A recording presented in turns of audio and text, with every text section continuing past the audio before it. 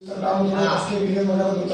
क्या हुआ कि मतलब जो है 1600 ईस्वी में सबसे पहले अंग्रेज आते हैं। कहाँ आते हैं? सूरत में। सूरत में जो है 1602 में पहली उन्होंने फैक्ट्री खोली।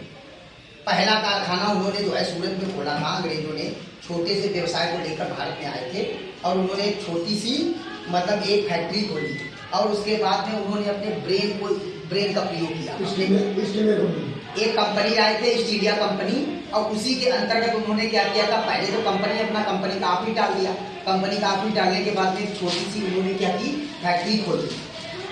अब फैक्ट्री खोलने के बाद में उन्होंने क्या किया, धीरे धीरे उन्होंने क्या किया, यहाँ की सारी जो व्यवस्था थी, ये यहाँ की जो शासनिक इकाई थी, उसके विषय में उन्होंने जाना। लोगों को हम लोग कैसे कंट्रोल कर सकते हैं, लोगों को कैसे प्रभावित कर सकते हैं, बहुत सारी चीज़ों के विषय में, यहाँ की संस्कृत, यहाँ के कल्चर के विषय में, यहाँ की एकता, अखंडता और देश की शासन व्यवस्था के विषय में उन्होंने बड़ा सूक्ष्म अध्ययन किया। अंग्रेज जब आए थे, अंग्रेजों के पहले भी भारत गुलाम था। अंग्रेजों के पहले भारत किसका गुलाम था? अंग्रेज जब सुनो अंग्रेज जब थे, अंग्रेजों के पीरियड पे भी मुगल थे। जब बहादुर शाह जाफर को जो है अंग्रेजों ने ही भेजा था। अंग्रेजों के शासन पीरियड में ही जो मुगल साम्राज्य का जो अंतिम शासक हुआ है वो बहादुर शाह जाफर हुआ है।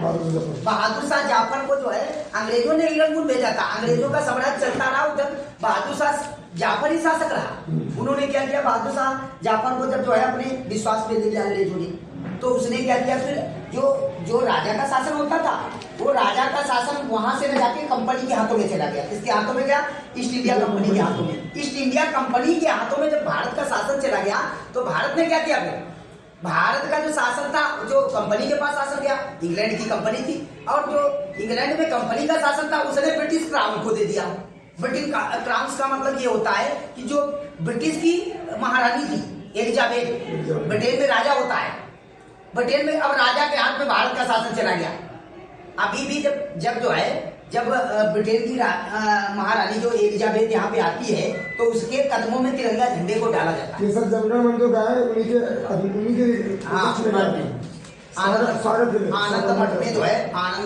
आनंद मठ जो है वो रविन्द्रनाथ टैगोर जी का एक जो है काव्य है। उसमें उन्होंने जो है 1911 में सबसे पहली बार जॉर्ज पंचम की अगुवाई में मतलब क्या किया गया था, राष्ट्रगान जनगण मन, अंग्रेजों को उसी को खुश करने के लिए गाया गया था।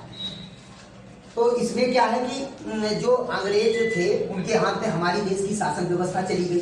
अब धीरे धीरे, क्योंकि यहाँ पे मुगलों का शासन था, अंग्रेज लड़ने में भी अक्षम थे, क्योंकि जब तक ब्रिटेन का सहारा नहीं लेंगे, तो ब्रिटेन का सहारा नहीं लेते जब तक राजा का सहारा नहीं लेते। और आपको मालूम होगा, सबसे ज्यादा अगर कोई बुद्धिजीवी कौम है वो ईसाई वर्ग है। सबसे ज्यादा कोई अगर बुद्धिजीवी है तो वो अंग्रेज है। अंग्रेज देखो, अंग्रेज कैसे हैं, अंग्रेज बुद्धिमान क्यों है? बताओ, अंग्रेजों की बुद्धिमत्ता का क्या कारण है? मेन उद्देश्य बताओ, क्यों वो बुद्धिमान है?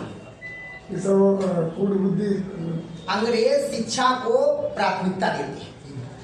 नंबर 2, अंग्रेज कर्म कांड को विशेष महत्व नहीं देते हैं।